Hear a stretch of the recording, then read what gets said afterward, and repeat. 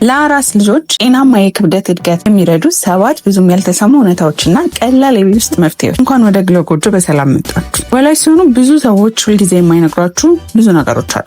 ለምሳሌ የልጃችሁን ዳይፐር ብቻ በመመልከት ሳይሆን ጥቃቅን ምልክቶችን በማስተዋል ህፃኑን በቂ ወተት እያገኘ መሆኑን ማወቅ ይቻላል። ዛሬ ለህፃናት ጤናማ የክብደት እድገት የሚረዱ 7 ጠቃሚ ብዙም ያልተሰሙ ምክሮችን እንዲሁም አንዳንድ ቀላል የቤት ውስጥ እንክብካቤ ሀሳቦችን እንመለከታለን። አንደኛ፣ በመጀመሪያዎቹ ቀናት የሚኖር የክብደት መቀነስ የውሃ መቀነስ ብቻ አይደለም። ብዙ ወላጆች ልጃቸው ክብደት ሲቀንስ ይጨነቃሉ። ነገር ግን በመጀመሪያዎቹ ቀናቶች ላይ የሚኖር መጠነኛ የክብደት መቀነስ የተለመደ ነው። ብዙ ሰዎች የማይገነዘቡት ነገር ይህ መቀነስ የሚመጣው ከውሃ መቀነስ ብቻ ሳይሆን ህፃኑ በማህፀን ውስጥ ከነበረበት ህይወት ወደ ውጭ ዓለም የመመገቢያ ስርዓት የሚያደርገው ተፈጥሯዊ መላመድ መሆኑ ነው። አብዛኛዎቹ ህፃናት በተለመዱ ከ10 እስከ 15 ቀናት ውስጥ የቀድሞ ክብደታቸውን ይይዛሉ። ሁለተኛ፣ የመጀመሪያው ወተት ትንሽ ቢመስልም በጣም ኃይለኛ ነው። የመጀመሪያው የጡት ወተት ወይም ኮሎስትሮም በትንሽ መጠን ብቻ ስለሚገኝ ጠቃሚ አይደለም ብለው ያስባሉ። ነገር ግን እውነታው በጣም የተከማቸና በንጥረ ነገሮች የበለጸገ መሆኑ ነው። ብዙ ሰዎች ዳይፐር ብቻ ነው የሚቆጡት፣ ነገር ግን የሽንቱ ቀለምና ሽታ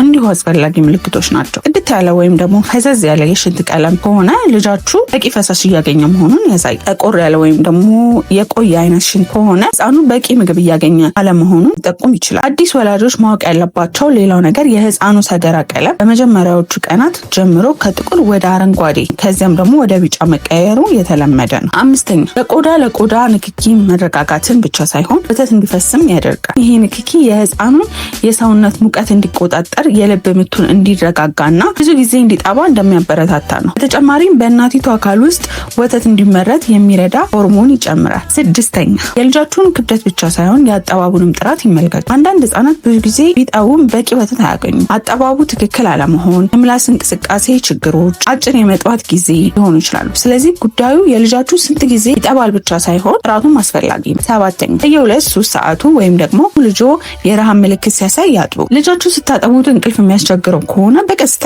ቀስቅሱት ወይም ደግሞ ዳይፐር መቀየር፣ ቆዳ ለቆዳ መገናኘት የመሳሰሉትን ቴክኒኮች በመጠቀም ይቀስቅሱት። ምግብ ከበላ በኋላ ማስቀሳት አትርሱ። ይሄ ቪዲዮ ከጠቀማችሁ ላይክ አድርጉ፣ ለሌሎች ወላጆችም ሼር አድርጉላቸው እና ስለ ህጻናት እናቶች እና ውበት የምንሰራቸውን ጠቃሚ ቪዲዮ ደግሞ እንዳያመልጣችሁ ጎጆን ሰብስክራይብ አድርጉ። አመሰግናለሁ። በሚቀጥለው ቪዲዮ